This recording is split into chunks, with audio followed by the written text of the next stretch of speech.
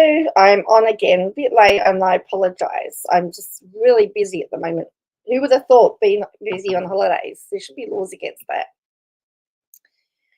But yes, we have to talk about Gypsy Rose again because apparently she is saying that she's got a baby bump. Now, I know, I mean, I didn't actually start showing until I was well and truly, like 20 weeks before I even had to start changing, getting into bigger clothes. I know my second child I was bigger for, but first child, that was not necessarily what happened. But she apparently has got a baby bump already. And the only way, there's two reasons she can be showing. One is it's fat, or the second reason is that her dates are all mixed up and she actually got pregnant before she left Orion. And it's funny that they want to talk about that part of it. Katie Joy's gone back to her normal content, and that is the Duggars. She's gone back to posting about the Duggars, particularly Josh, as we know, is her favourite person. And she, yes. And then Gypsy's complained that people have that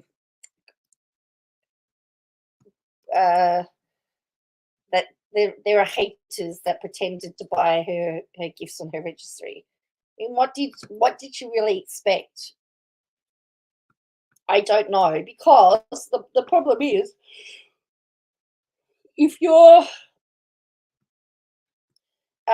this is from Haiti Joyless. I'll just show you this. Just show you this quickly. If you are making as much money as what she is, allegedly, there's no reason for you to be asking anybody for anything. No reason whatsoever. So she says, actually, I'd like to clarify that no one bought anything on my registry. Haters were playing a practical joke on me by pressing the purchase button and leaving me a harassing message with it. First of all, Gypsy, it's the fact that you posted this at all that has people being like, what the F, because you have a history of grifting and you have more money than so many people that actually do need help. You should have only sent this to your family and friends. This is beyond tacky. Second. So this person says, not going to lie, I clicked a few things that will never arrive, but she'll get an email stating DD has bought you something off your registry. Mostly all of her registry. Whoops. So someone's playing a joke. So, and Haiti Joy, the voice is right. It's the fact that she did it when she's got so much more than most other people. It's hilarious that people did this, and the fact that you seem upset by it only further proves just how tacky you really are. Why don't you have anyone in your life to be like? That isn't a good idea. Everyone bows to you because they're scared of you. It's disturbing. So she said no one bought anything for her. They all, and I put, what did she expect? The list is outrageous. And of course the media got onto it and was saying, well, she's worth $3 million. Hello, cheap glass. So let's go. I want to look at the rest of the Shin document, but Gypsy's post after her announcement is this one. As I said, there's only two reasons I can think of. She says, little bump showing. Little bump showing. And without a crystal ball, puts in her love hearts. And someone says, you are literally 30 seconds pregnant. She's days away from being in her second trimester. Most people wait until then to announce. Why take away her joy? She's 11 weeks. She's just excited, that's all.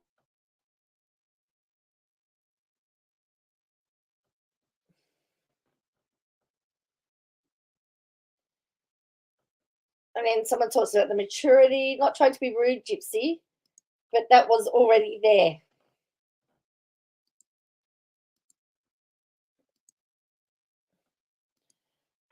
You know her better than she does? You are nothing but a bully. What's going on in your mind to be on someone's platform to show respect? Hello, Ruth.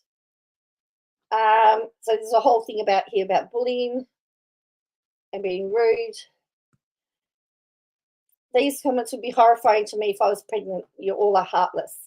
Really, really sorry. There's so many judgmental and hateful people. Just let me say, everyone, that everyone's pregnancy is different. Our bodies are all made different. We all carry our babies differently. Everybody isn't the same. So anyway, this one says, I didn't show until later, and the third I started to show at 14 weeks. Well, your first, usually you show later than subsequently. That was what happened with me. Spoiler alert for those who are keeping up with the Lifetime show. And then someone says, this is bloat.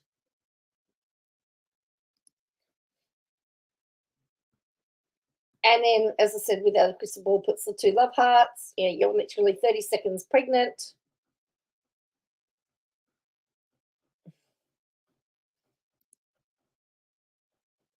In my opinion, the only way she could be showing like that, if she say she's not fat, is if she's further along. My daughter just had her 3rd child and needs things. Only her husband is working right now, and they asking for anything. Correct, cheap glass. I mean, what does she need 2 strollers? Why does she need 2 prams and 2 car seats?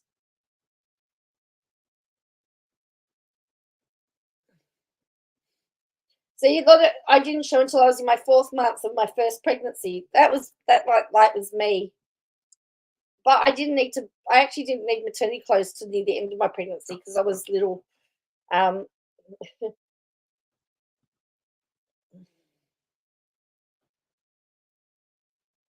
So it's the bump in the room with us. But someone says, go to the toilet. Girl, that's fupa. I just learned what that meant, by the way. I had no idea. I'm so everyone's saying that's just bloating. 11 weeks, you're a bit bigger, girl. You won't be showing very much till a little bit later. You're 30 seconds pregnant. Calm down. It's the fact that you don't start showing until later as a bigger woman. She very much has a belly. She posted a crop top photo. She has a natural fupa. That's not a baby bump. And before you want to attack someone you don't know, for a woman who doesn't know you exist, I suggest you think twice. I'm a bigger girl, and I didn't actually start showing until I was almost 8 months pregnant. I am too, and I didn't show until I was 20-something weeks. She's 11 to 12 weeks. I don't believe a word she says right now, like attention seeking, honestly. Girl, you've been pregnant for 5 minutes. She ain't pregnant. She's got gas, and she probably don't know who the daddy is. It's probably Dan's. Who's Dan? Who's Dan? And then someone else says you're 30 seconds pregnant.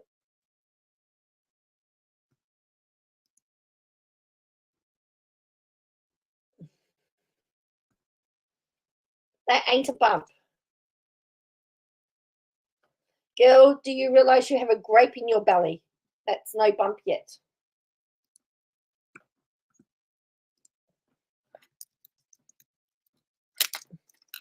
But without a crystal ball,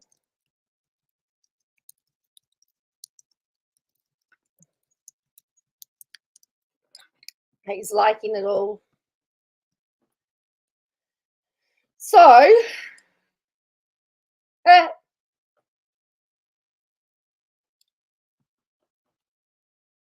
I just Googled, when do the gift sounds like a deadbeat parents asking. They do actually. And I just put, when do you start showing in first pregnancy? Typically, you start showing during your 2nd trimester between 16 and 20 weeks. That's for me. It says, will my belly grow after 6 weeks? No. Maybe you're putting on weight around 6 to 8 weeks, in which your mind is quite. One plausible explanation for an early bump, though, could be abdominal bloating. An increase in hormones causes your body to retain fluid.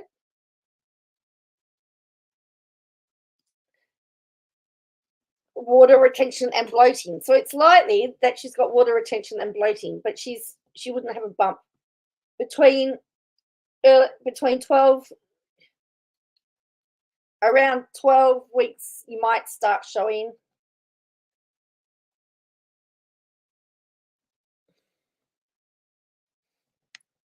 But, you know, again, because everyone's different, it will vary. So let's have a look at what we're looking at. So if she's 11 weeks pregnant, let's look at what she would be dealing with. I don't understand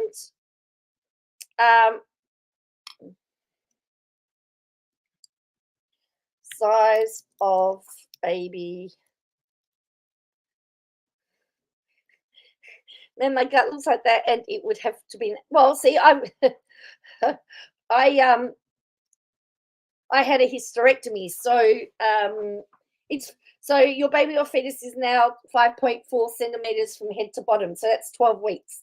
So if she's 12 weeks pregnant, it's only 5.4 centimeters long. I don't know what that is in everybody else's stage. Your baby is the size of a plum. I've only had one, and I wanted to show off my bump. It took 18 weeks to get a pooch. It's about the size of a plum. Hello, Beatrix. At 12 weeks. So if she's 11 weeks, you showed early.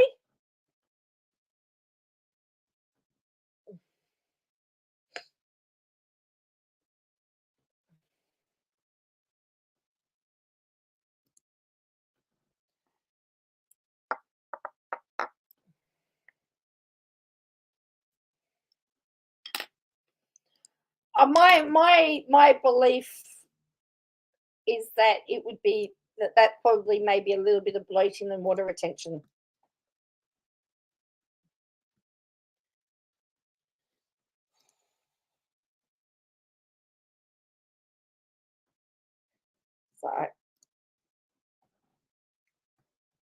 So this is an Australian site. So at 12 weeks here, your baby is the size of a plum, fully formed.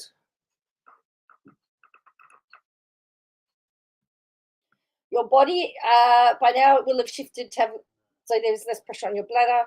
But very on my second, but I was very skinny, so I popped, but I never had a bump to about 16 with first and third. That's a week of dinners, true.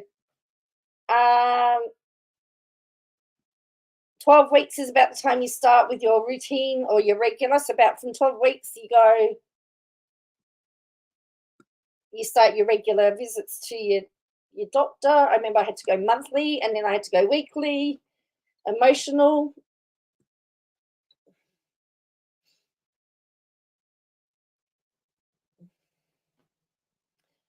So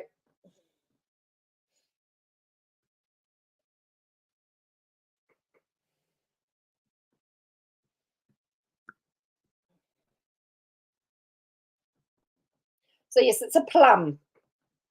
So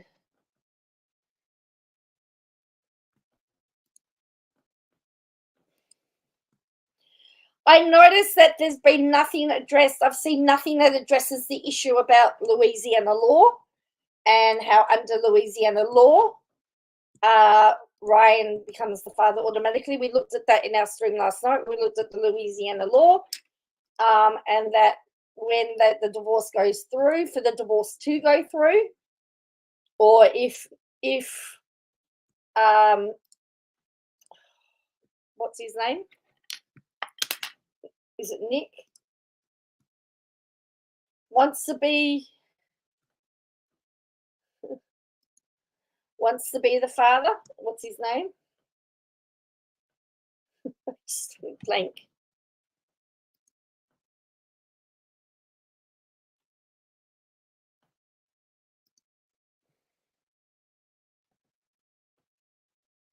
For your comedy festival. Hello. Did you tell your boss carrying boxes for an event was human trafficking? No, Ryan's the husband. Ken. If Ken wants to be known as the father, there has to be the paternity test, and then they can get divorced. But if the paternity test is deemed that it's Ken's while she was still married to Ryan, she's then deemed to have committed adultery and is at fault for the divorce. This would not be a moment where, as a parent, I would say, I'm very proud of you, my child. I would be saying, how are we going to sort this mess out? So Gypsy's got herself in a mess. Either she's going to have to lie down and listen to the electric blanket to get up and say something. Chat. Okay. Where the electric blanket? I know. I don't know whether it's cold for you, short order, but it's been cold all day here. I think we're having a cold wave rather than a heat wave at the moment. Temperatures are just horrible. I don't usually have my heater on all day, and I've had it on every day. And I know my gas bill is going to be huge. A cold snap.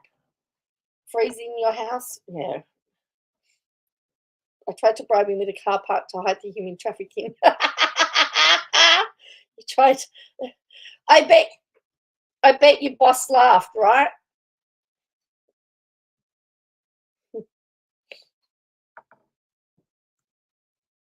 I bet you talked about it's human trafficking. Oh, 20 degrees. Oh, come on, don't rub it in. It's 8 at the moment. 8.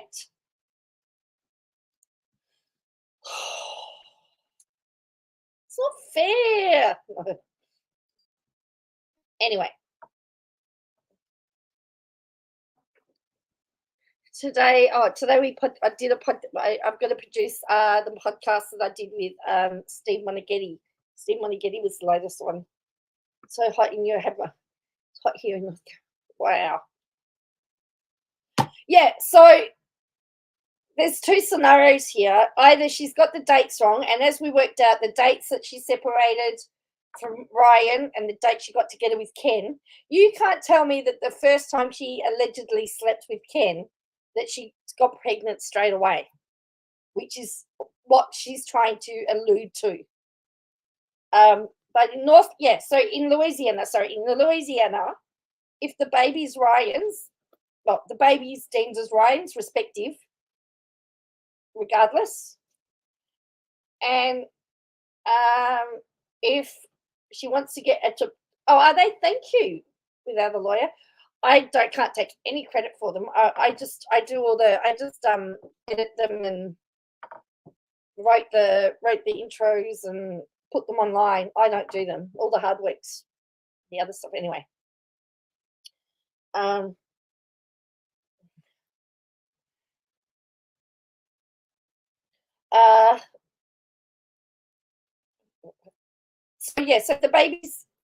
So the baby under Louisiana law is deemed Ryan's because they're married. So if Ken wants to be deemed the father, then they can't get divorced until after the baby's born. Ryan's name's going to have will be put on the birth certificate as the baby, as the father. Ryan then has to say that he believes he's the father. Ken has to say he's the father.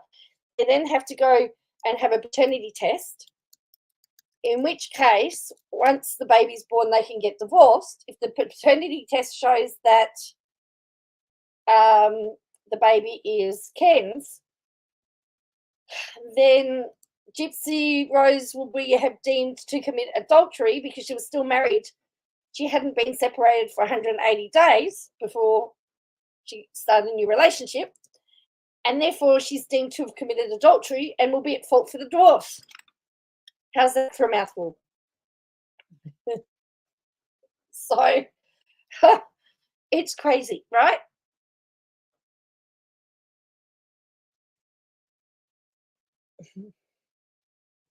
And we worked all of that out last night when we went through the legislation. And so while she's saying the baby's Ken's, well, not technically, not by the law. Not by the law. And where you have to wait for a court date, if, for example, the divorce hasn't hit the court date, you don't actually have to be separated for a certain period of time. You can have an automatic divorce for adultery. So that is interesting, isn't it? I think Gypsy's lawyers in Louisiana neglected to tell her all of this stuff, because who in their right mind? Well, that's the thing. So what does she do then? Well, what is Ken going to do? Well, I can't believe Ken wasn't there for the announcement. Like, why wasn't he there? 2, what is she going to do? Is she going to try and reconcile with Ryan? Or is she going to stay with Ken? And how would Ken feel? How will Ken feel knowing that he can't be classed as the father?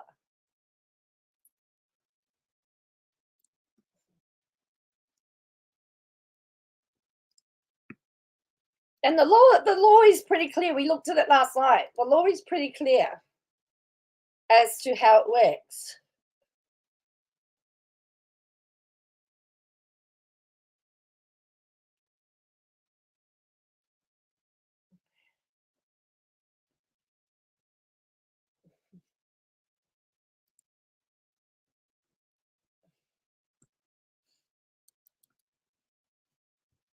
So there is a required waiting period of 180 days.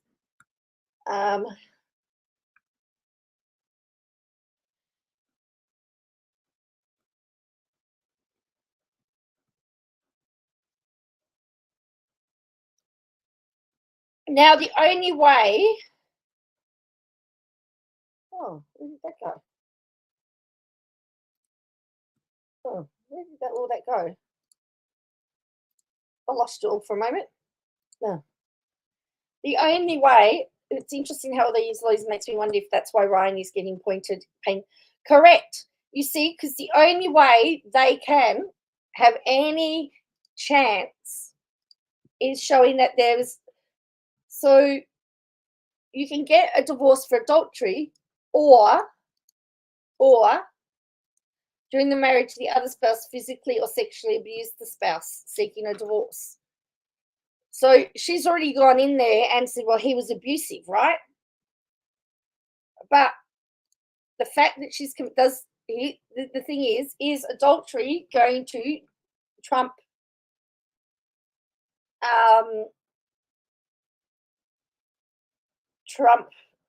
the alleged abuse? And I mean, what I've heard them say about he wanted to know where she was in case she was with somebody. If she was talking to Ken while she was married, no wonder the guy was paranoid. So he could come back and say, well, I thought she was going to still be with Ken, and I thought that she was cheating on me, which would be grounds for checking up on her.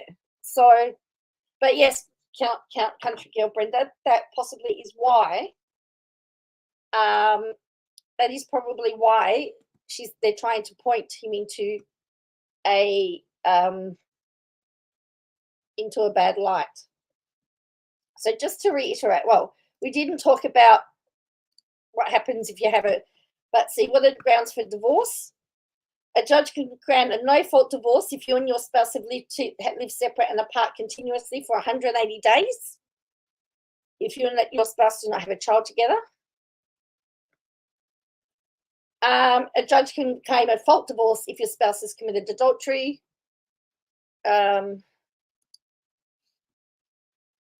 Committed a felony. So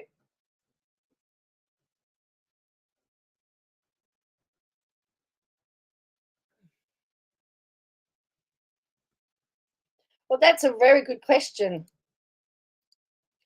I sort of laughed and went, it'd be funny though if it was deemed that Ken was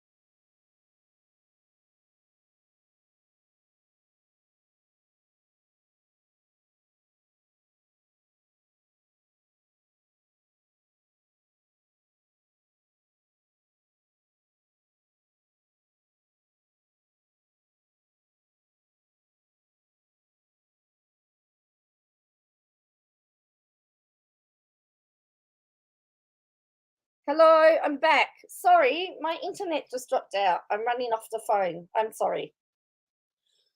Oh, what a pain. Now I'm back. I'm back.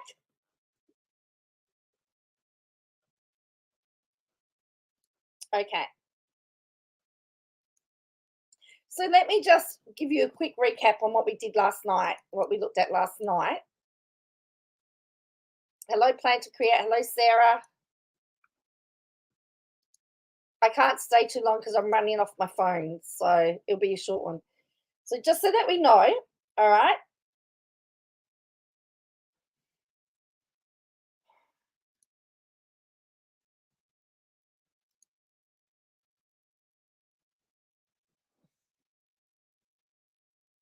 in many jurisdictions like Louisiana, a man is presumed to be the father if he's married to the mother at the time of the child's birth, or if the child is born within a certain time frame after the end of the marriage. The husband is presumed the father if the child born during the marriage or within 300 days of its termination.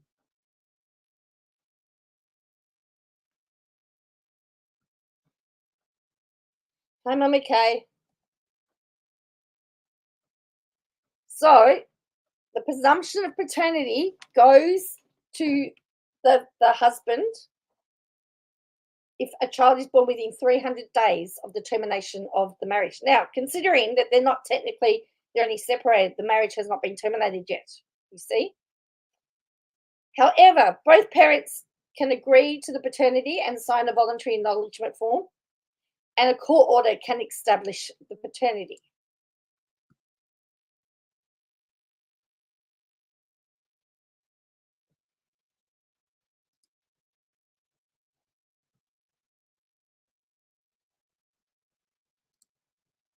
In Louisiana, however, the presumption can be challenged. Love how my short ones always, yeah. So, however, the presumption can be challenged or rebutted through legal action. So, what Ryan would have to do, what they would have to do is disavow paternity. He'd have to disavow paternity, okay? And a presumed father may disavow paternity by showing clear and convincing evidence that he's not the father. The father has only 1 year of the birth of the child, or 1 year from the day he knew or should have known that he was not the biological father, to disavow a case in court. Once a presumed father has disavowed, a man can establish paternity by formal acknowledgement. It is important to note that even if the man is not the biological father, he may still have legal obligations and responsibilities if he is deemed the father under Louisiana law. I just got here, but MSG journalist says this won't affect their divorce. Well, I was reading that in Louisiana, you can't get divorced unless the marriage, they won't process the divorce. Oh, Miss Journalist?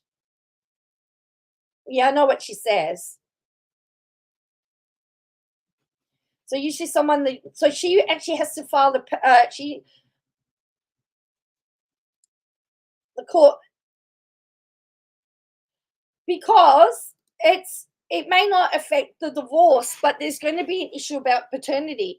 How is she going to say to Your Honor, a week after I left my husband, or 2 weeks after I left my husband, I got pregnant? Yes, it will affect her spousal claim.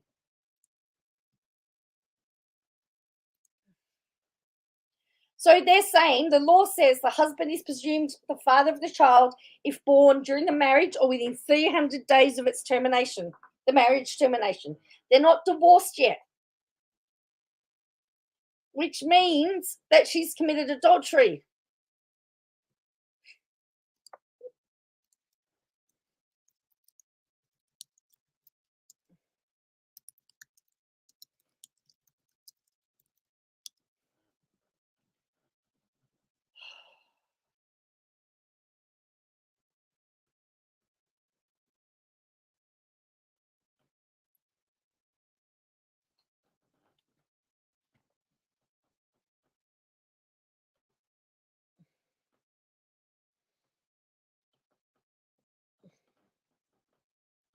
See, and here's the thing, and this is how it's going to work.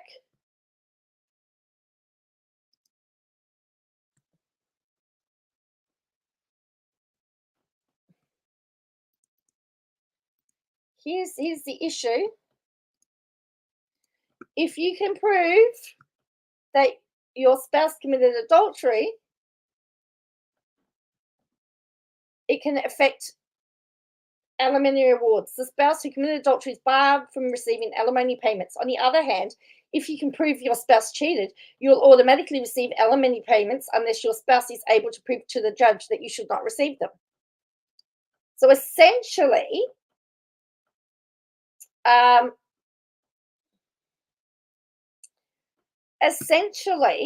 he will automatically get, without a lawyer, you do get no-fault divorce in Louisiana if you've been separated for 180 days. She hasn't. She was only separated for a couple of weeks before she filed for divorce, you see? And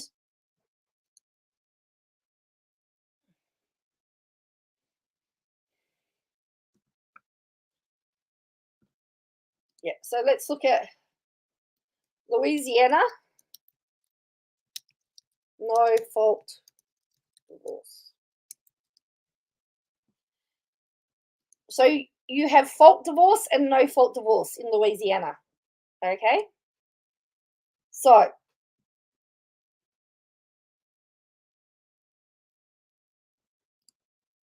you have to live in, one or both have to live in Louisiana. A judge can grant a no-fault divorce if you and your spouse have left separate and apart continuously for at least 180 days, if you do not have a child under 18. 365 if you and your spouse do have a child together. They haven't been apart for 180 days yet. She hasn't been out of jail for 180 days yet, has she? 9, 12, right? A judge can grant a fault-based divorce if your spouse has committed adultery, your spouse has committed a felony, your spouse physically or SA'd you, or your, all right? It does not matter if it was criminally charged.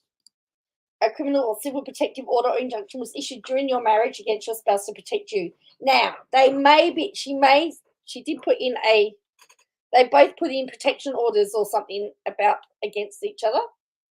So it could, but I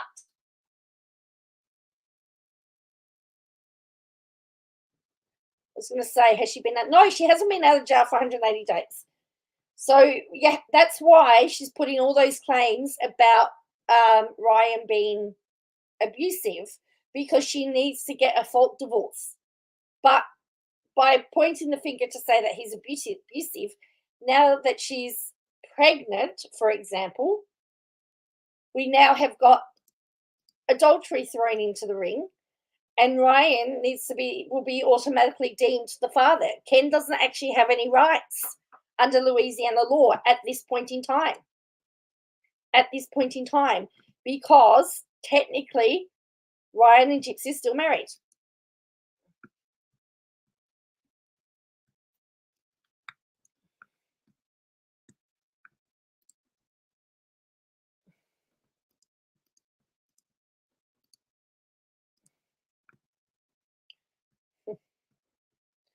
So because they are still married, they have an issue. There's a big issue here.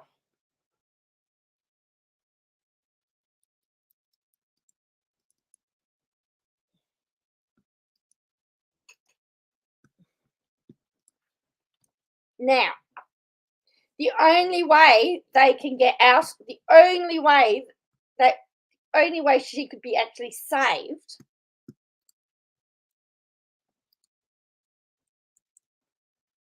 where have we heard someone throwing out abuse claims when they get heat? Is this? Yes, I think that's why he's not playing the games. I think that's why he's not coming to the party.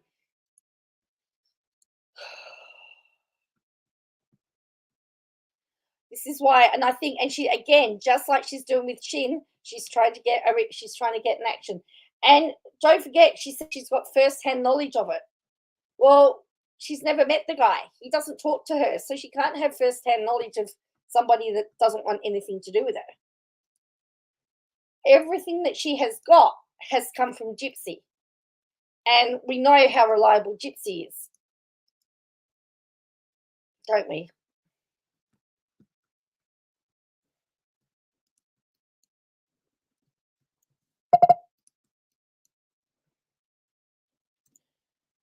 I would prefer that she comes out and says Gypsy's got herself into a real mess here. Now, I'm not the only one to be saying this. I've seen quite a few creators have said that her hand only knows her mouse and keyboard. True. I've seen a couple of other creators talk about that Louisiana lawyers are coming out and saying there's a problem here. Irrespective of the allegations against Ryan, she's gotten pregnant to another man during their marriage. And that's a huge problem. So, and under Louisiana law, the child is deemed Ryan's.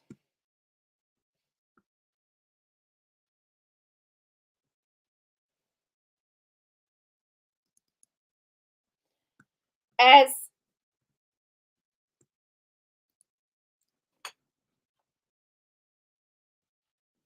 you know, I'm not trying to show that I'm an expert. I'm just reading what the lawyers. And be on Twitter. Just wait till she learns the LA paternity and divorce laws. Gypsy was still married to Ryan in the eyes of court, so he's the legal father. It will take a while to get DNA testing and birth certificates changed. That will hurt her in the divorce. She's the cheater. So it's going to hurt. And it just means also that Ryan is going to have to pay child support.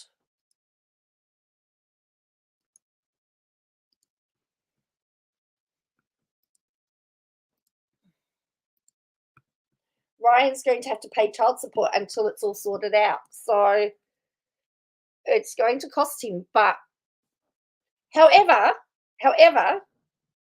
it may be his child if we look at the dates. Although Katie has told us, but what would the Louisiana law compared to the law for dummies paralegal? Well, that's true. How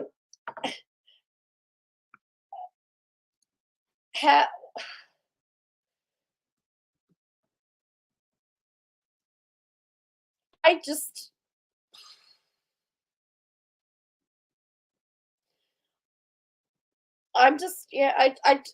you know, to say that everybody's happy for her, I'd be happy, I'd be very happy, but I'd be very concerned how this is going to play out.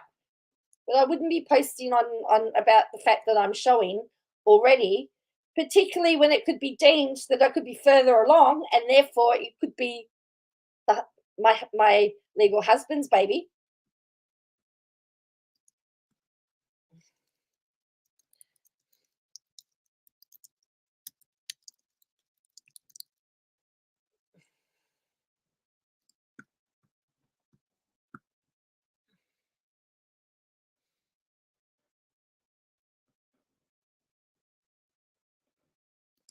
They rekindled their romance in 2024 after 2 days after she divorced Ryan. They got that tattoo done. So they had to have been seen they had to be seeing each other behind the scenes, in my opinion, before then. What would the Louisiana lawyer know? I know. So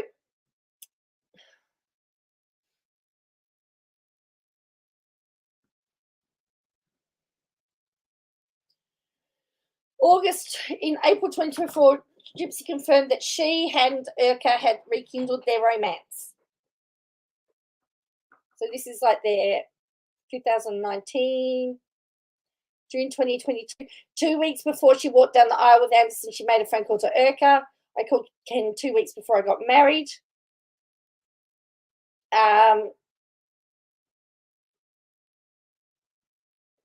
Well, I haven't heard.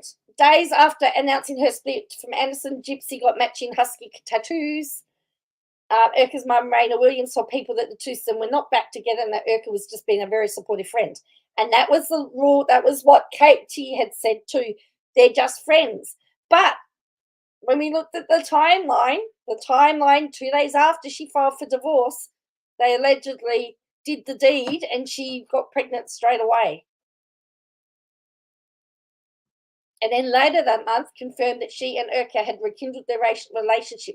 After reconnecting earlier this month, we realized that our love was simply. And then May, they plans to alter the living situation. Is going to move to Louisiana. And then June 2024, she's answered by saying her choice to pursue her and Urka's romance after a divorce from Anderson brought the most joy, but she's not divorced from him. I feel like I made the choice as a free woman. I was in a marriage I was unhappy with. She says, I was in a marriage I was unhappy with and my heart was somewhere else. Well, don't make up lies then about abusive relationships. And then she announces she's 11 weeks pregnant. Can I expect our first child in January 2025? We looked up the timeline yesterday and discovered that it was around the time that they got those tattoos. It was when while they were still friends, she allegedly got pregnant. So either that or it's Ryan's. A can of worms that the father could ask for child custody. Not sure. I don't know. Well, technically, yes, he probably could because he is the father in the eyes of the law.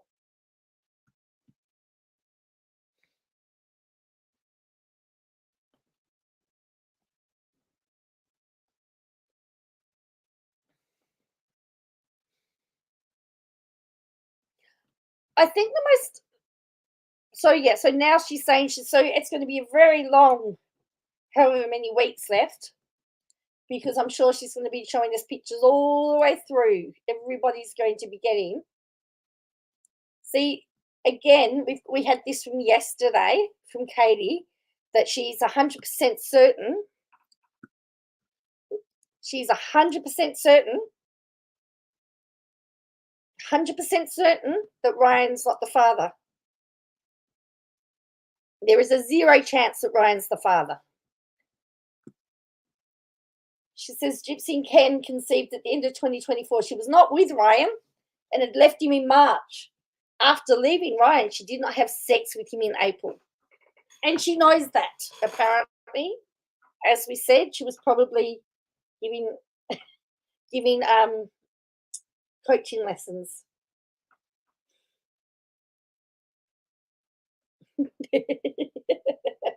We had some fun last night. Says Gypsy wasn't pregnant when she filed the divorce in early April. Her pregnancy is not a factor from their divorce. She was already legally separated. The pregnancy has not been a factor in the divorce at all. But Ryan will make it a factor now for attention. That's not the law. Personally, I went through the exact situation as I met a person after separating. Legally, the child is the husband's until either the husband legally documents it is not. The judge will ask the court or a paternity test. This can hold up the divorce regardless if either want it or not. From everything I've read, the law in Louisiana is about the same as it is in Ohio. I'm really surprised you didn't look up the laws before posting this. Same with North Carolina. You have to be legally separated for a year before you can file for divorce. In Australia, you have to be legally separated for 12 months before you can file for divorce.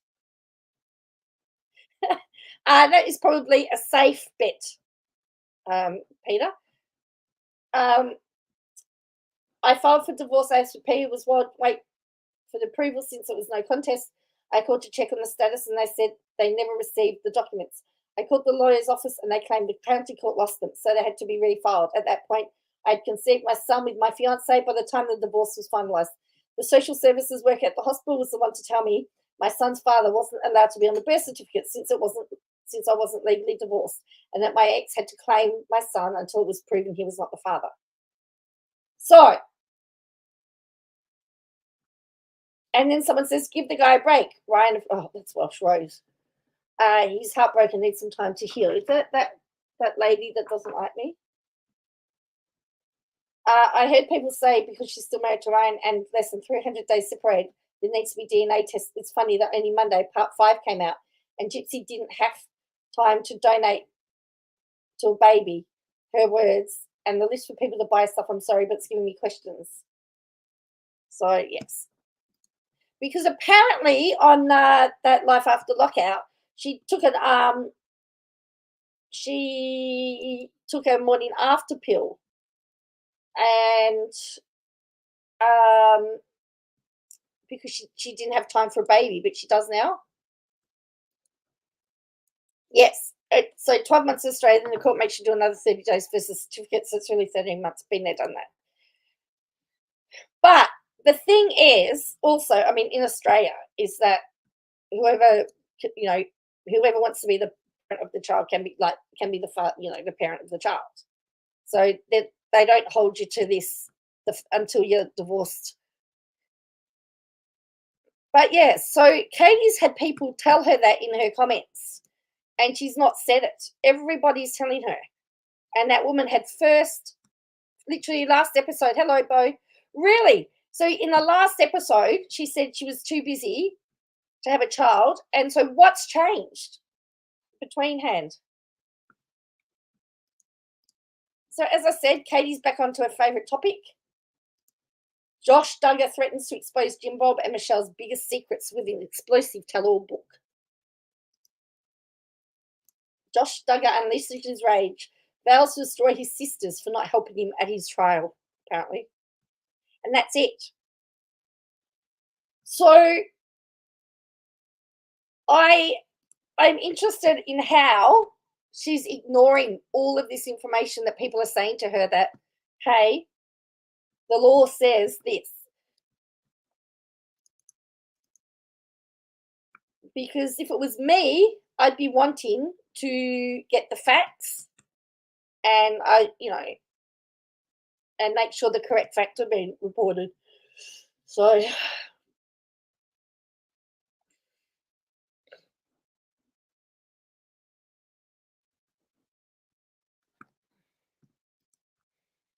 technically, at this point in time, Ken has no legal, has nothing, like, is not legally entitled to anything to do with the child. There's a part of me that goes, wouldn't it be funny if Ryan was the father? And then I thought, do I really wish that upon him? The law says she's a journalist and she can say what she likes, KJ 2024. Yes, well, that's true. That wasn't the law. The court said she was a journalist.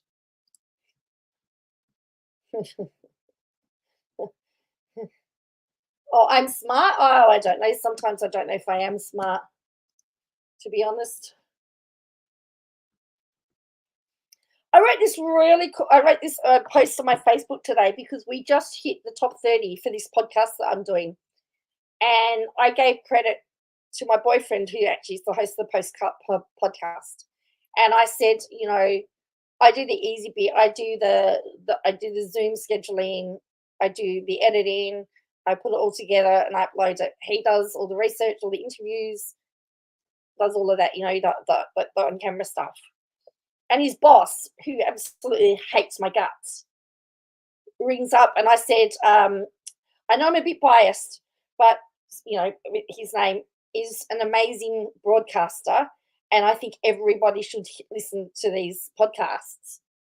And his boss goes, oh, she has you on a pedestal. She thinks you're, what gives her the, I paid a compliment. All I was doing was saying, hey, we got to in the top 30. I think that's an achievement, right? To get your podcast in the top 30. And I just said, I can't take any of the credit. It's this guy because he's a great broadcaster. And the boss says, oh, I really don't like her. She's got you on a pedestal and blah, blah, blah. Absolutely criticized him. And I said, it had nothing about putting you on a pedestal. What I said was, we got into the top 30 and I was excited about getting in the top 30. And I said, the thing is, if I had said I had done all the, like, if I didn't give him credit, I would have been criticized for not giving him credit. But I gave him credit and I got criticized because I said he was an amazing broadcaster. Anyway, just my rant.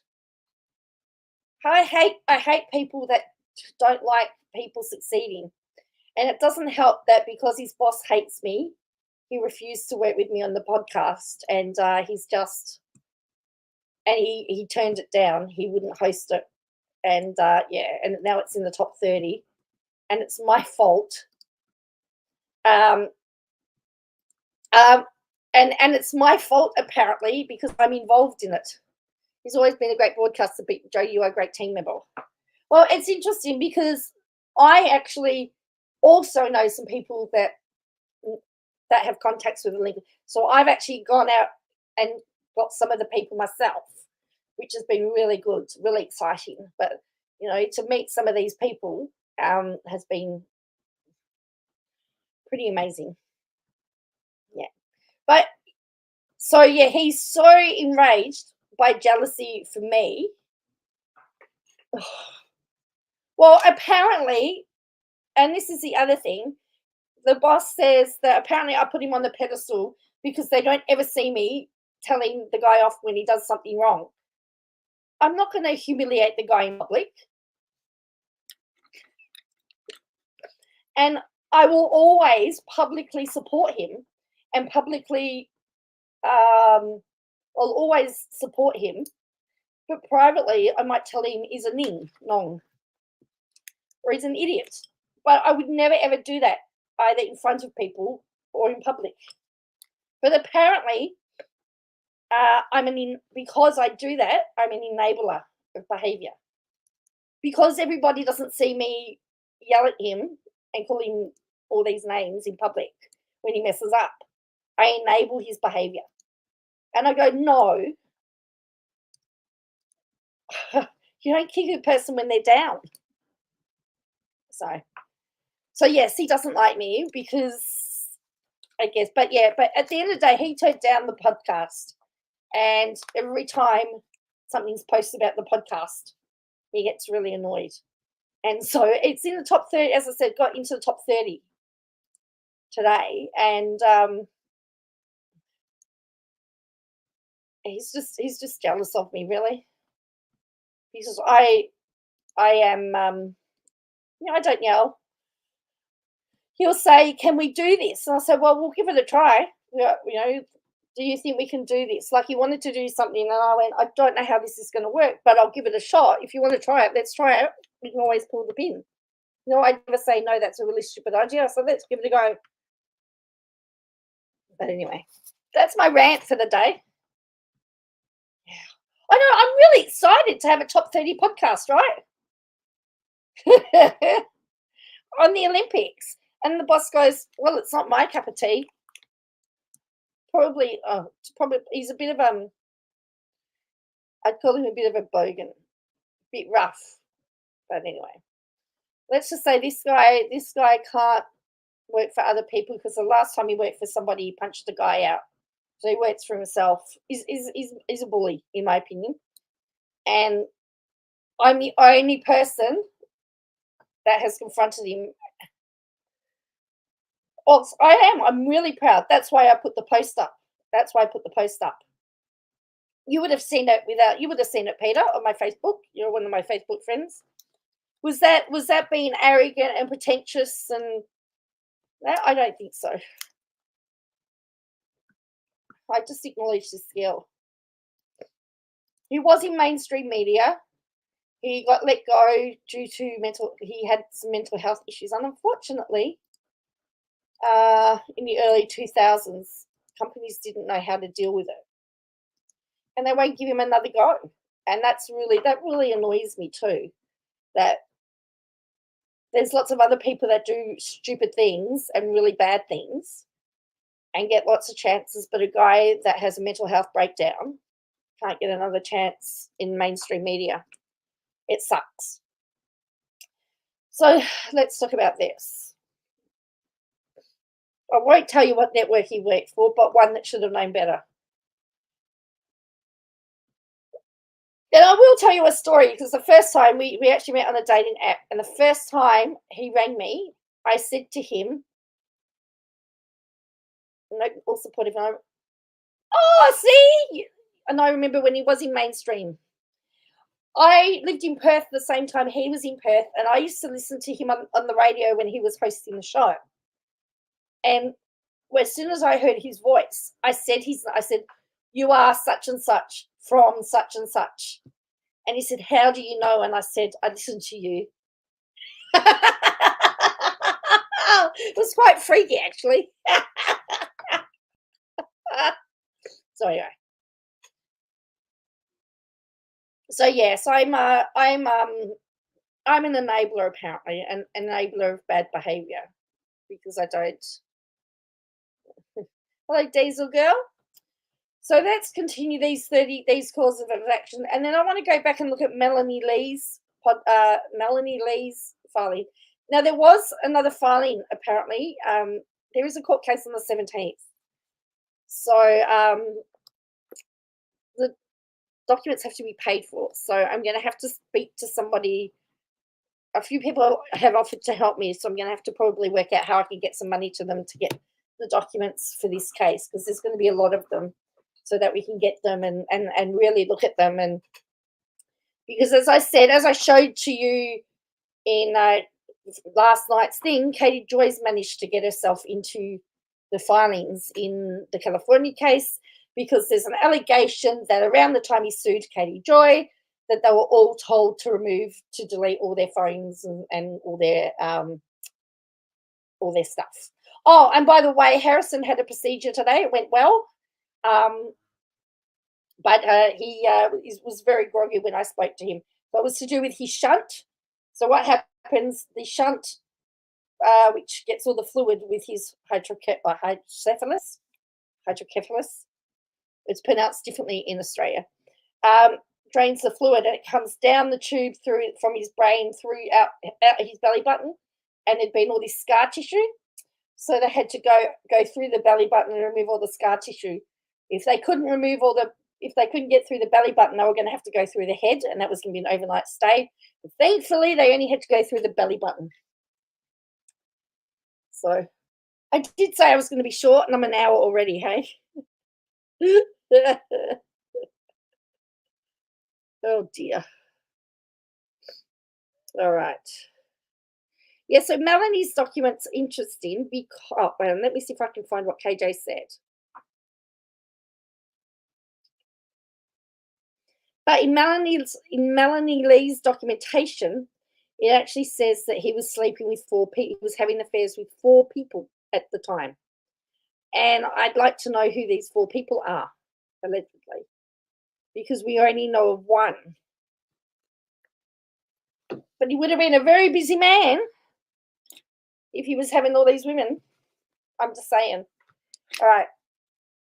So we've got all these violation codes. So David wasn't paid for student amount. Kevin wasn't paid for his money. That's right, we did that one. Aubrey. Unjust enrichment. They've done all of these to have all stick. So they enriched themselves at the expense of Miss Lee, knowingly and intentionally use of pre-signed checks. I think we did that one. Talking about using their finances. Now, I came across another video today, another podcast that covered it, and said that it wasn't the fact that they took the bank accounts, it was the fact that they had them open new bank accounts with them as joint signatories, which is a whole different narrative and a whole different way to look at it. And these people that I watched actually it was all fact, which is what we want. Declaration judgment of unenforceability. All right. On about July 17, 2022, cross-complainant Aubrey and the cross-defendant Shekinah Church entered into a non-disclosure and confidentiality agreement. limits the amount of disclosure, any information between Aubrey on one hand and Shekinah and almost anyone that Shekinah had a business or personal relationship with. The information prohibited from disclosures to appear to encompass all information exchanged. It says prohibits disclosure at exact terms. Aubrey can provide the NDA under seal to the court if necessary.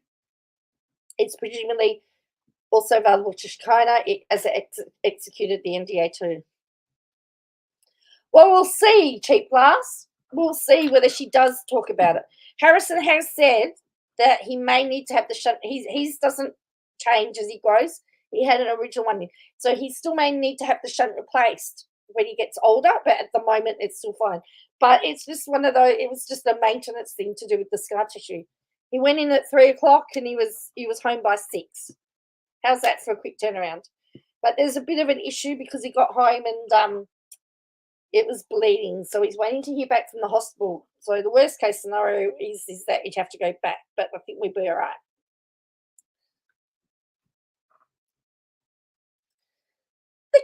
The kid, I get this phone call and I said, Harrison, when did you come out of your operation? Oh, I just woke up 2 minutes ago. Wakes up and calls me. Like, kid, don't call me. Oh, well, that's to tell you I was all right.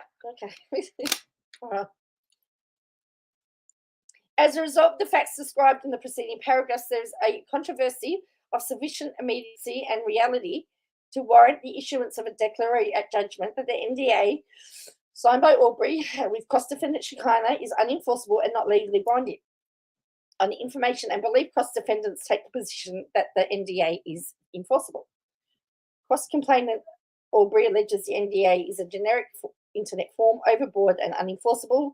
As to scope, lacking in consideration, too vague as to time and too vague as to consequences, and is thus unenforceable. Well, since when is Aubrey in a position to say whether it's too broad or not, in my opinion? He's entitled to a declaratory judgment that the NDA is unenforceable and not legally binding. I don't think that, I think that's been decided on the 17th as well. Okay. So they want general and compensatory damages, including emotional distress damages. I think this is what the judge is ruling on the 17th. Equitable rate, declaratory relief. Okay, and then that's a lawyer, and then we've got cross-complainants demand a jury trial of all issues, such trialable. Okay, so that's that one. I still want to know about where this money is. Whether the security deposit got put into the owner's bank account or whether it was owned, whether it came in trust. All right. So let's look at this one. So this was from Katie. I got this from Scribd, whatever, because Katie put all the original ones there. She hasn't kept them going. So this was the attorney for defendant, Melanie Lee. Now this is 122 pages. I'll be back shortly. Just go get some water. Oh, and my water bottle's here. That's all right. I forgot my video's still on. Whoops, and you can all see me. Oops. All right. Let's have a look.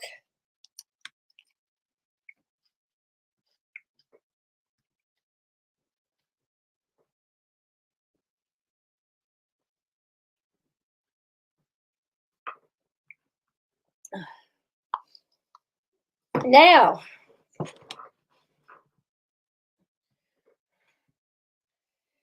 Melanie, don't think that what, Joe? You froze. Is it me? Oh, I don't remember what I said 5 minutes ago. Bye. So this is a declaration by Melanie Lee. Now, Melanie Lee also alleges that she was ARD, but again, this hasn't stood up.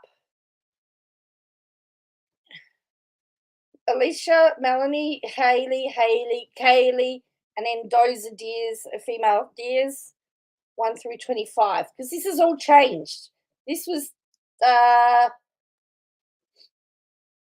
This was dated June 2022. All right.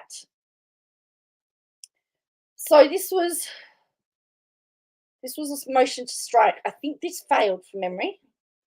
But I think it's important because this has another set of allegations in here. So she's saying that she was 13 in 1999 when she was recruited her and her two older sisters to join Shekinah. At the times, her sisters had been abandoned by her parents and were struggling to make ends meet. That Robert referred himself as the man of God. He refers to himself as the man of God because he believes he was chosen by God to carry out his word. He pressured the congregation to give up everything to Robert and the church.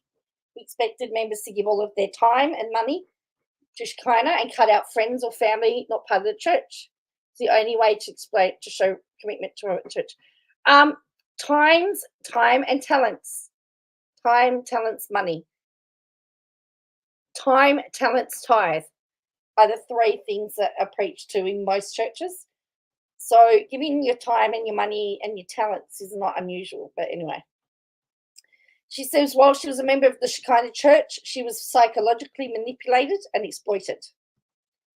Around 2001, 2002, when she was 15 to 16 years old, Peace Montgomery made sexual advances towards her. He was the Sunday school teacher and 9 years older. I didn't feel it was safe for me to confide in any of the leaders. Peace was in charge of picking me up from school, as there wasn't any way that I could avoid him.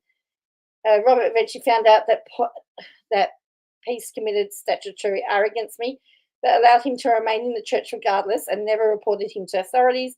As far as I am aware, instead, Robert and Shekinah punished me for the fact that Peace arred me. This is the affair the plaintiffs refer to in paragraphs 32 of the complaint. We'll have to find the complaint because I don't think I've seen it. I'm aware of Robert having sex with at least 4 other members of the church while he was married.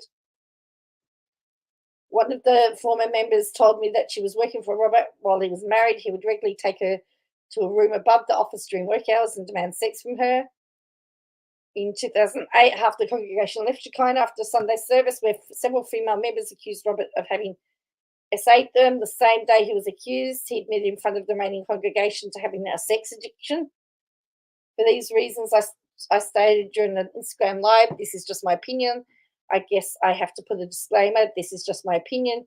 Robert's just like a sex addict, which is very common in cult leaders, I feel like.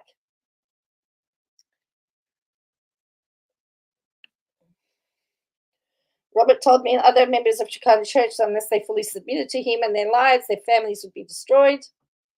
They'd experienced poverty. Robert required men and other members to disclose their deepest secrets and fears so he could exploit them.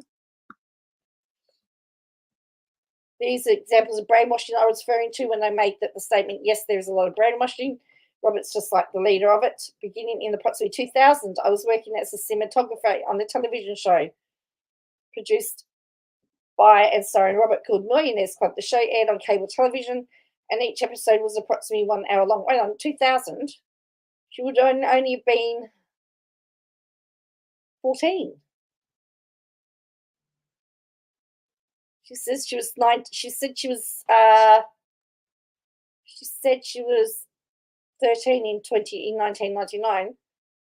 So when she was 14, the show aired on cable television. Each episode was approximately 1 hour long and involved Robert giving a sermon. The show had a banner across the bottom of the screen with the name Shekinah Church, as well as the current address and telephone number for Shekinah. The end credit included information as well, and she's got that screenshot. When I joined Shekinah, Robert required me to purchase several books that he'd written and self-published. The books purported to help members heal themselves and live more righteous lives. How to get healed and not die. B. In 2011, I left Shekinah because I felt my life was threatened. For the previous 2 years, Robert had been making sexual advances to me, which I'd been rejecting. One evening in 2011, I called Robert Robert called me and told me that I needed to be ready to give up my body and die for Christ, and asked what I was willing to do. The way Robert was talking made me afraid that I was going to get hard, and this is ultimately why I left Shekinah. I did not make, nor do I have control over any Instagram accounts referenced in the complaint, the above mentioned action. other than Surviving Shekinah and Mel Goldie. I've never created a Reddit Discord account, a Facebook account, a TikTok account that's inactive. I've never posted regarding the plaintiffs on my social media. I've never communicated with any of the companies referred to in paragraph 53 of the complaint. Actually, I need to try and find the complaint because I wonder whether there's anything in there about the Netflix account. I did create a flyer in the picture at paragraph 1. I didn't have any communication with Kevin Concrete Davis, Alexandra Watkins, Gordon Watkins, Holly Douglas, Aubrey Fisher until they had already left Shekinah 7M.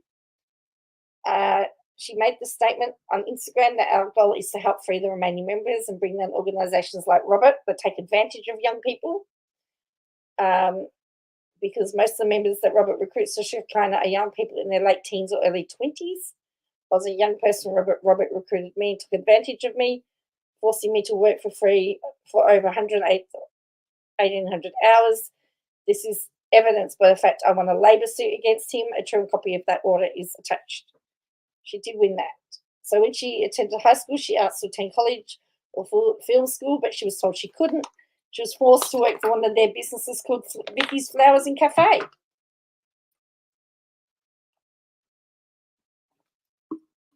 And paid $100 per month. Why hasn't a Vicky's Flowers and Cafe come up anywhere else? So she's talking about, she must have done an Instagram live where she got that participated, and she talks about being beaten. Hello, Solomon. So this is Melanie Lee. So she's saying there were four women that were SA'd. She stated that Robert would grab people in public because this happened to me and I've witnessed him do it to other church members. I said, I don't think it's a church anymore. I think it's just like an organisation that makes Robert money because I'm aware there are a lot of members Robert has recently recruited to Shekinah and TikTok dances that Plaintiff 7M was managing and profiting from. I stated, I have no idea what Robert is thinking. He just thought he could get away with it for so long. Then she dated this on the 6th of December 2022. I'd like to know when she signed with Netflix.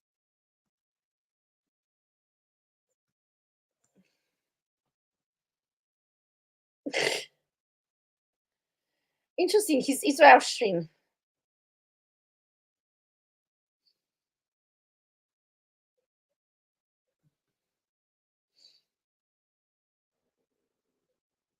And then they're the books that she had to buy, apparently. Okay. Then she did win a labour suit against him. Well, that's why there are specific rules now, Ruth, that if you are having a meeting with somebody, you have the door slightly ajar. So even now in our child safe rules, if a child wants to speak to me privately, I have to have the door open, or you have to have a witness. Okay, so this was her labour claim.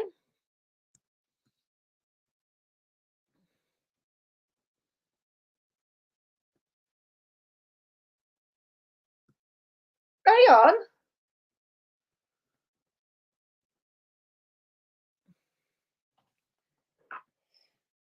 Appearing for defendant and Audrey Paris attorney, appearing as witnesses for defendant with Priscilla Lee, also known as Jung Min Lee. Oh, Jung Min Lee, yeah.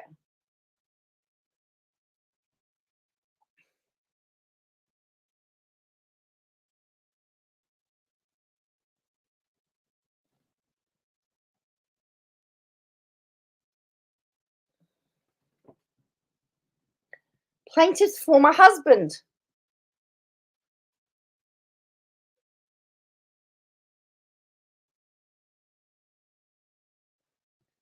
Appearing as witnesses for defendant with Priscilla Lee, also known as Jung Min Lee, sister of plaintiff and defendant's former baker and current broker for one of Mr. Shin's companies, and David, plaintiff's former husband.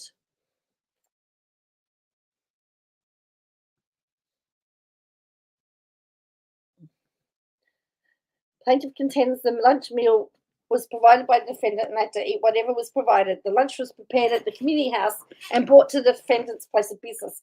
They were not allowed to leave the defendant's place of business for their meal period. Plaintiff testified that they were provided with rent and food. They were relocated every 6 months and the compound had a captain.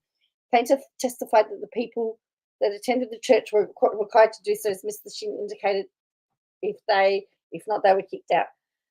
Plaintiff testified that she and her husband were not living together during this period, although there was no dispute that plaintiff had a joint checking account with her former husband during the period claimed. Plaintiff testified that she had no knowledge of how deposits were made into their joint bank account. Plaintiff contends that after she resigned, she discovered that payments were deposited into their joint checking account on a bi-weekly basis and indicate that her signature does not appear of any of the checks made payable in her name because she did not make deposits. A review of this exhibit reflects the payments were made on a semi-monthly basis. The checks do not reflect the plaintiff's signature. Plaintiff testified that the checks were endorsed by Hannah Montgomery, a leader in the church, and Mr. Shin's girlfriend. Plaintiff testified that she and her husband were not allowed to withdraw funds or manage the checking account. Plaintiff testified that she was provided with a weekly allowance of $30 in cash. She testified that if she accessed the account, she'd be reprimanded because it was considered breaking church rules.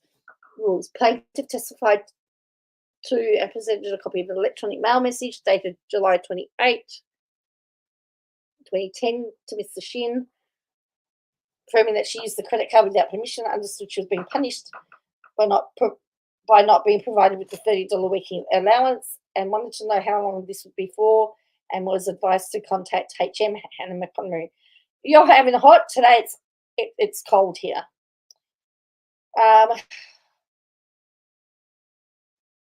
She left because she felt that her life was threatened, apparently. Mr. Shin testified from the plaintiff worked for the defendant during the period and it was part-time. He testified that the defendant did not provide plaintiff with any method of timekeeping because the workers are family and friends. The place of business is a small, casual and informal. No, sort of. This part is, but we're just looking at Melanie Lee's affidavit. Because she's claimed that he had 4 affairs. So, plaintiff's rate of pay was $500 gross, paid on a semi-monthly basis. Testified that he was not at the defendant's place of business on a daily basis, although it's his belief that she worked 5 or 6 hours per day as she pursued other interests, and was not hired as an hourly employee, was hired as a salary employee. Mr. Shin contends the plaintiff paid checks were handed to her former husband. That the husband did not make enough to cover the expenses. That during that period, the plaintiff was provided with a nice home and access to a car. They didn't have a car because their car had broken down. He received funds from the plaintiff's former husband as an honour, the man of God gift. That all members had knowledge of how members were helping each other out. David, he did not work for the defendant. He testified he authorised the defendant to have access to a joint checking account and authorised the expenses be paid. He testified that he and the plaintiff had an ATM card, though he maintained a separate checking account. He participated in sharing community meals, meaning that he contributed funds to meet the needs of his friends. He contends he also received assistance in the form of, for example, a car and meal. During consideration of having been given testimony, so they did order that she would be paid.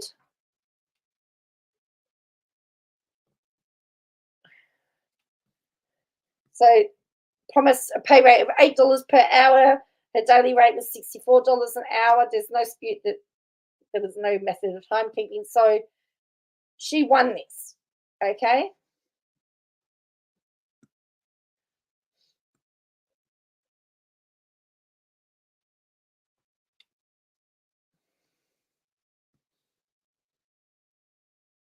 So it didn't go all their own way. So they were owed a balance of $7,664, but there was rent taken into consideration. So they had to pay $8,478. So that she was owed.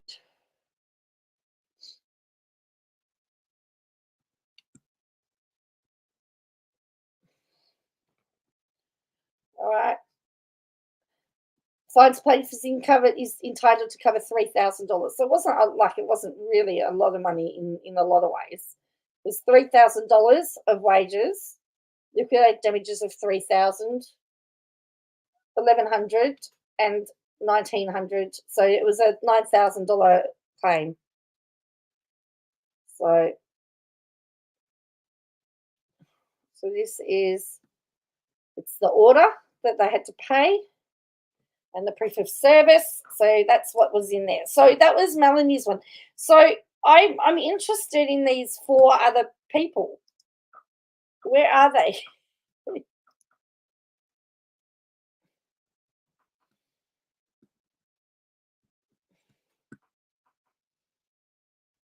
Oh, have I had the wrong picture up all this time?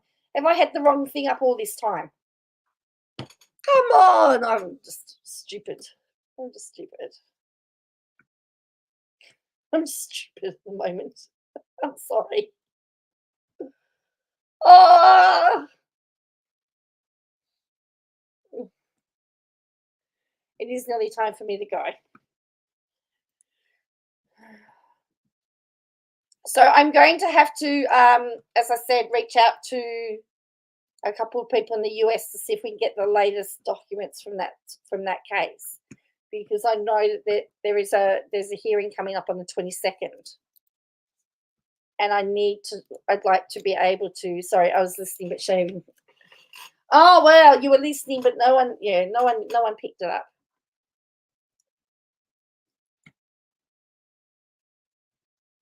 Well, yes, sunshine and rain. So I'm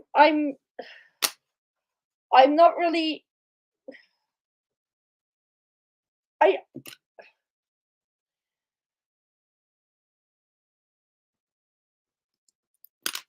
just don't know how. Everything, as I said, is still alleged, and I, in my opinion, it's a very strong case.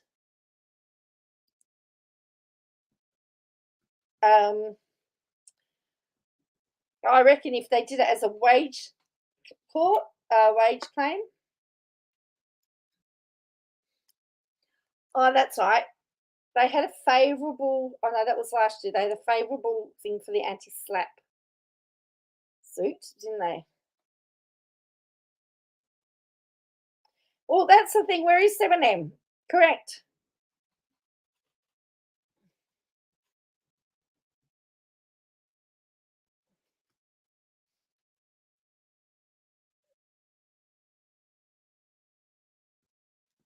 So they did.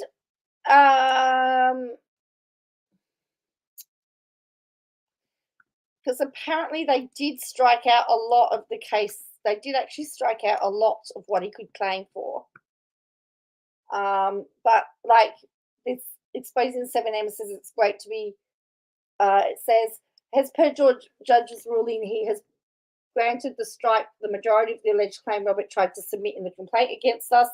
Melanie has been awarded attorney fees. This is second win because back in 2011, Melanie sued Robert for wages and won. That's 2-0, but who's counting? There is an upcoming hearing next week for anti-slap. Hers, Mel and I share the same amazing legal team. Feels good to be on the winning team, says exposing 7M. So I don't know how the slap went. I think the slap lost, if I remember rightly.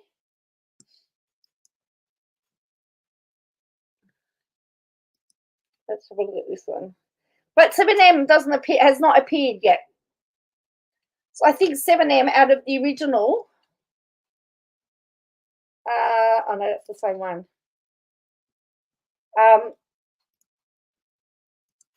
I'm still waiting to see where it all comes in to all of this.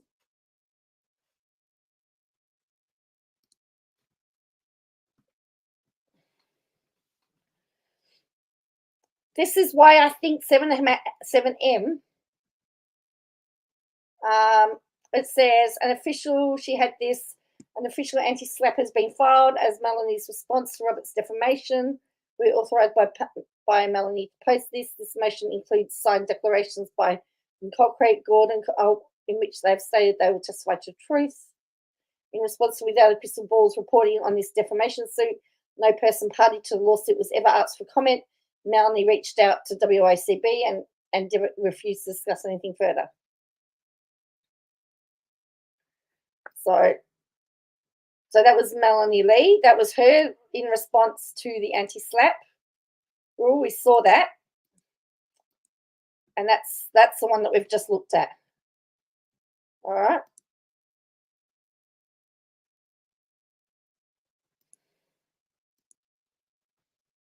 But where have all these husbands come from, I guess, is my other question.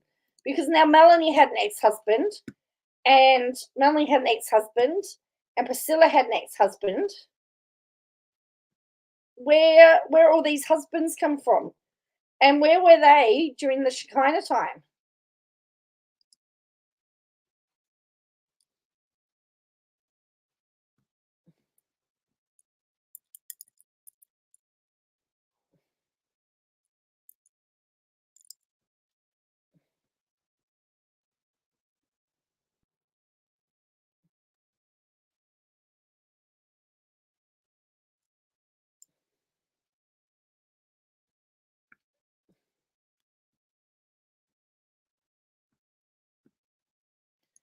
So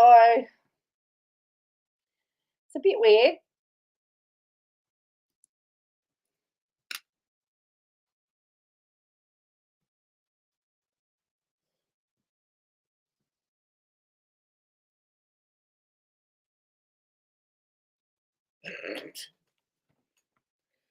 Have I started a rabbit? Oh, look, it's well, KJ can't use, and even for exposing 7M and stop culting, right? 7M has little to do with this if we are looking at facts. The only thing that we have, so this was a request for dismissal, Kaylee. I served the following document, request for dismissal, she's saying she had approval to delete her account at the end of as my end on the lawsuit is being taken care of, said this person. Robert filed a request of dismissal for Kaylee, aka Culty Suck. This would effectively relieve her from the lawsuit filed against online reporters and former Shekinah members. The same day she was relieved from the lawsuit, the declaration Kaylee gave under the penalty of perjury has been submitted in favour of Shekinah. What happened to standing up for justice? What happened to us being so passionate about doing the right thing? Kaylee's last post was on October 26th. The lawsuit against us was filed 28th. So Culty Suck, she settled. And I believe she gave all of him information that she had to Robert.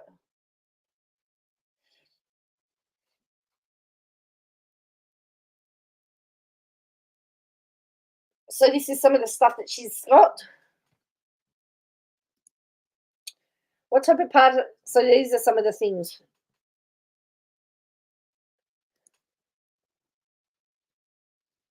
She signed the declaration for Robert on the 27th of February.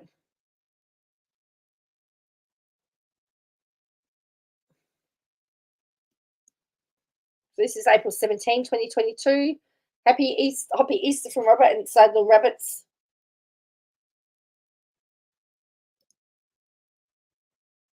The prosperity teaching of prosperity theology is very crucial to 7M Films and Shekinah Church International, run by Robert Shin. I would say Shekinah.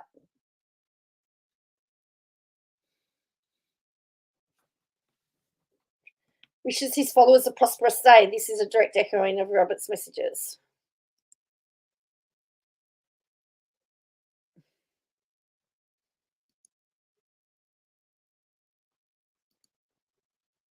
So Kaylee, this Kaylee girl, she ended up settling. and as I said, wrote a statement that was very favourable to. I have approval to delete my account as my end on the lawsuit is being taken care of. So she deleted her account as a form of settlement. All right. This was the cross complaint.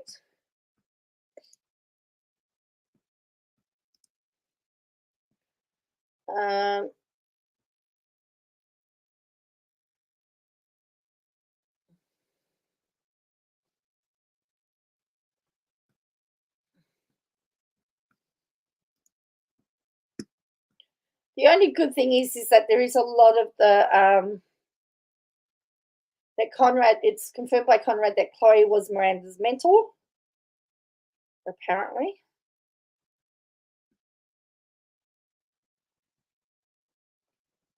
According to that, then we've got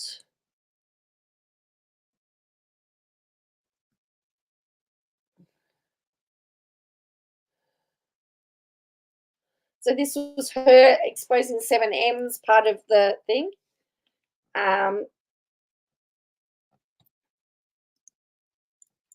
So in 1999, 13 years old, yep. Oh, great, I'm really used to it. Hayley hosted Miss Legion Instagram live session on October 10th. Took place on her Instagram account exposing 7M.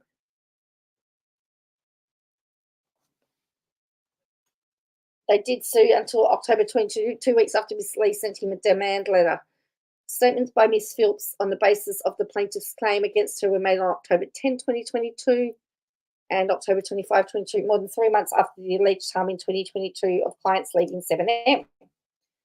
Cults are precisely the type of societal issue that courts have found to be of considerable interest to the public, finding that conduct and statements connected to issues like type CA in church and domestic violence were matters of public interest.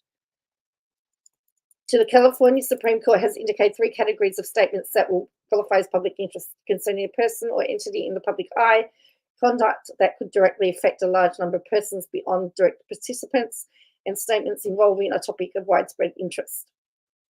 Plaintiffs effectively admit that the public is interested in them by noting that the complaint that the social media accounts created discuss the plaintiffs have 7,000 members of the public following the accounts, and that there is docu-series in the work regarding the plaintiffs. Furthermore, the Daily Beast, the US Sun, the Business Insider, among others, have published articles in the last year regarding Mr. Shin and Shekinah Church.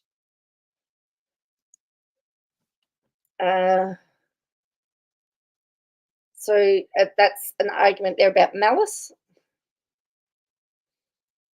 So they're saying Robert and Shekinah limited public figures because they've injected themselves into public controversy at issue in this lawsuit. The heart of the instant controversy is the reputation of Shekinah Church and Robert as its leader, namely, plaintiffs seek to promote Shekinah as a legitimate religious organisation as opposed to a cult. Actually, this is not badly written, and Katie would have been great to have said that he was a limited public figure. But believe it or not, hello, mummy. The issue of public interest, long before this lawsuit, plaintiffs Robert Shin and Shekinah ejected themselves into this issue by seeking to achieve favourable reputations for themselves as a religious leader and organisation, respectively. They did so by promoting themselves on television via the Millionaires Club and through the publication of numerous religious texts. Robert used the Millionaires Club, which aired on cable television for approximately 1 year. Again, we've got Shekinah, not 7M. I'm just saying. So that's only part of it. I'd like to have seen the whole lot. All right.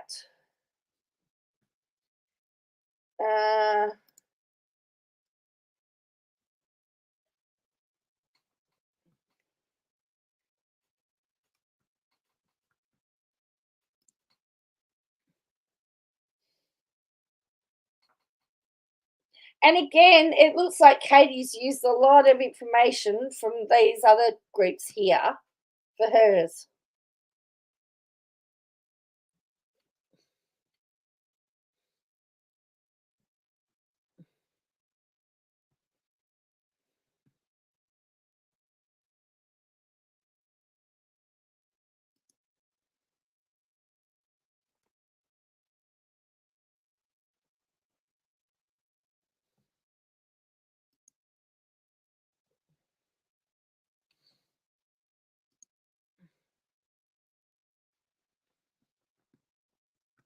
So, you know, it's just bizarre. I've just got notification. I've nearly used all my data on my phone. So, gonna be interesting.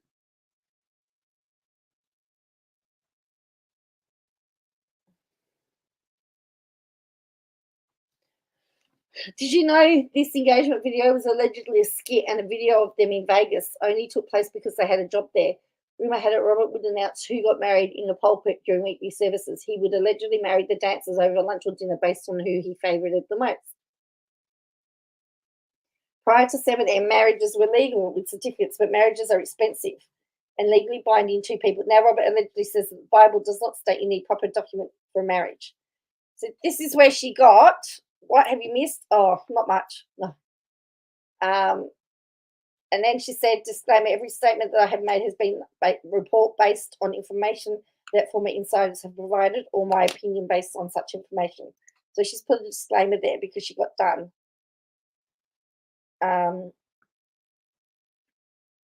But I have issue. Yeah,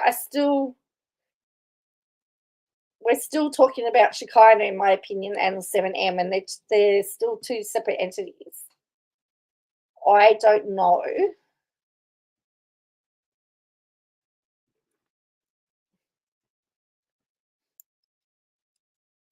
I just don't know at what point.